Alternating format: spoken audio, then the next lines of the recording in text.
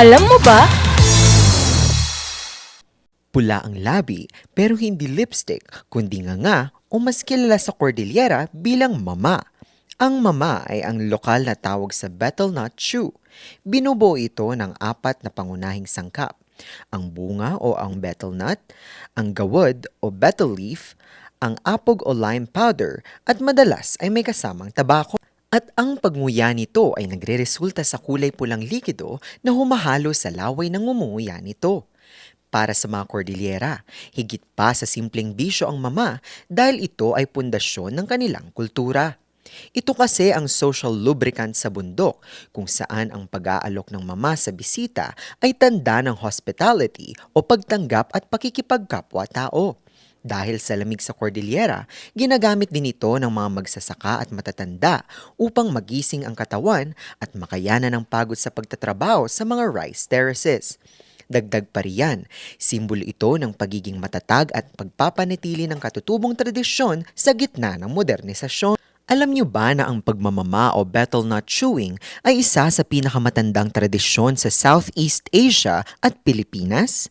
Noong sinaunang panahon, may natagpuang ebidensya ng mga ngiping may mantsa ng mama sa Duyong Cave sa Palawan na tinatayang higit 4,000 hanggang 5,000 taon na ang tanda.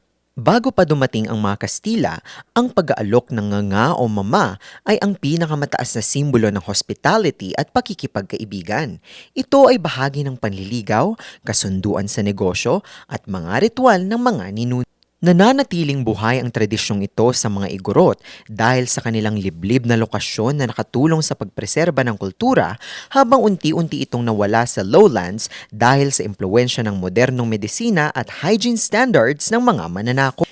Ngayon, pag-usapan naman natin kung totoo nga bang nakakapagpatibay ito ng ngipin gaya ng sinasabi ng mga karamihan sa mga gumagamit nito. Sa katunayan, ito pala ay isang common myth. Bagamat may halong katotohanan, meron namang malaking panganib. Sinasabing nakakatibay ito ng ngipin dahil ang sangkap na apog at ang mga tannin o yung natural na dry at mapaklang kemikal sa bunga ay nagpapatigas sa enamel sa panandaliang panahon.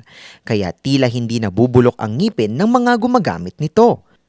Noong unang panahon kasi, itinuturing na mas hayop ang may mapuputing ngipin kaya ang itim o pulang ngipin ay simbolo ng pagiging tao at katibayan. Pero ayon sa scientific fact, ang matagal na pagnguya ay nagdudulot ng gum recession at pagkasira ng sumusuportang buto ng ngipin na kalaunan ay nagiging sanhi ng pagkalagas ng mga ito. Ayon din sa mga pag-aaral, ang pagka-expose sa betel nut ay pangunahing sanhi ng kanser sa bibig. Ang pulang mancha naman ay nagdudulot ng permanenteng pagkulay na mahirap alisin ng simpleng pagsisipilyo. Sa madaling salita, habang tila protektado ang ngipin laban sa cavities dahil sa apog, winawarak naman nito ang kalusugan ng gilagid at buong katawan sa katagalan. Para naman sa isyu ng kalinisan at sanitation, mahigpit nang ipinapatupad ang anti-mama ordinance sa mga pangunahing lugar sa Cordillera gaya na lang sa Baguio City.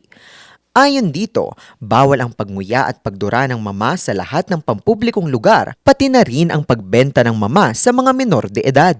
Para naman sa Sagada at iba pang bayan, may mga katulad ding ordinansa na nagbabawal sa indiscriminate spitting upang mapanatili ang ganda ng mga tourist spot.